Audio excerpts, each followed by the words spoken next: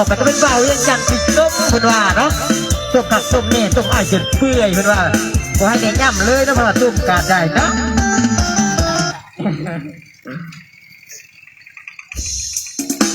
กันไปนะเพิ่นว่าเนาะเบาอย่างจันทร์สีส้มเพิ่นว่าเนาะส้มผักส้มเนี่ยกระแทกกับส้มอ้อยกาดได้เพิ่นว่า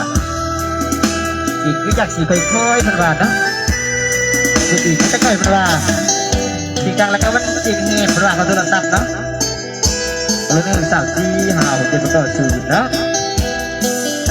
เรื่องสัตว์ที่หาวเป็นประกอบสูตรจะเป็นอะไรดูบรรยากาศมาเนาะบรรยากาศจะเศร้าเราไม่รักนะคนไล่คนเต้นะพี่น้องมันก็ไล่เลยพี่น้องมาเนาะ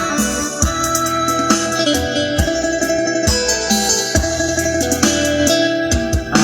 จากรถมาแต่เวียงคุณเดินน้องลาสิมาขอพรรษา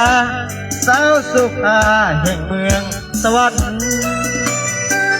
เอาพ่อเอาแม่เอาเท่าแก่มาเป็นพยานแม่อยากได้ลูกไทยสวรรค์คือสิดูคือสิมันหอบเงินค่าดองที่มาขอที่มามันผ่านพระบาทพวนสันหัวใจอายไว้วันทอดปากกระดิ่งกราบวิงวอนเจ้าถิ่นเจ้าทานทอดถ้าแขกสิโนสวัสดิ์หัวใจอายเต้นอยากแห้งทอดอยู่รถเมล์ยินเข้าสาพินสาวว่าแม่คนยืนน้องคุมเข้าพิธีงานแต่ง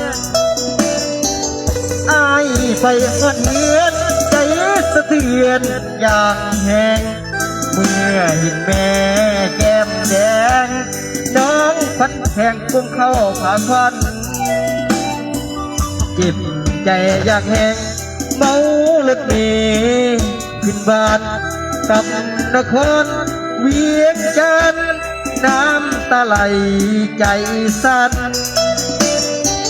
อ้ายนามอ้ายชื่อที่เจ้าแล้วสาวเมืองสวรรค์ตุ่มผู้เบาเวียงจันทร์ตุ่มขักตุ่มแหน่ตุ่มอายจนเปื่อยตุ่มขักตุ่มแหน่ว่านะตุ่มจนเปื่อยนะ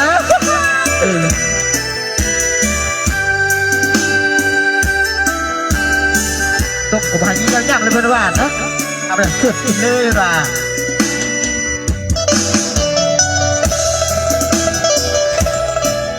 คนไล่พี่น้องคนไล่กันใจแล้วพี่น้องเอ้ย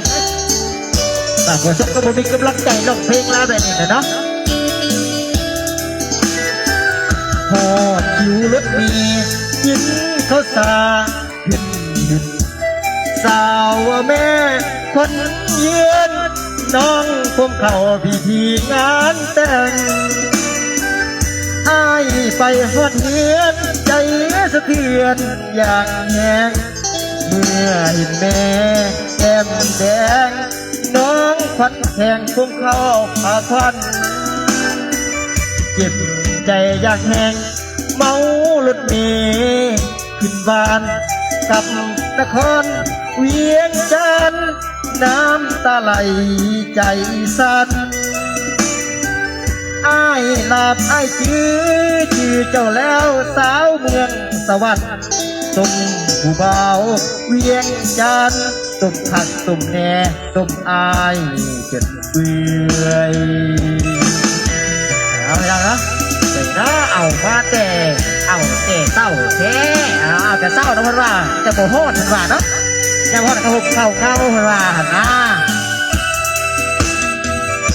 เอาไปว่าโคสาวบ่ได้เพื่อนว่าเนาะต่อไปก็แต่โคสาวบ่ได้เพื่อนว่าแนวเขามันจุกเพื่อนว่าเนาะที่สู้คนมีเงินมีทองบ่ได้กันไปนั่งเนาะ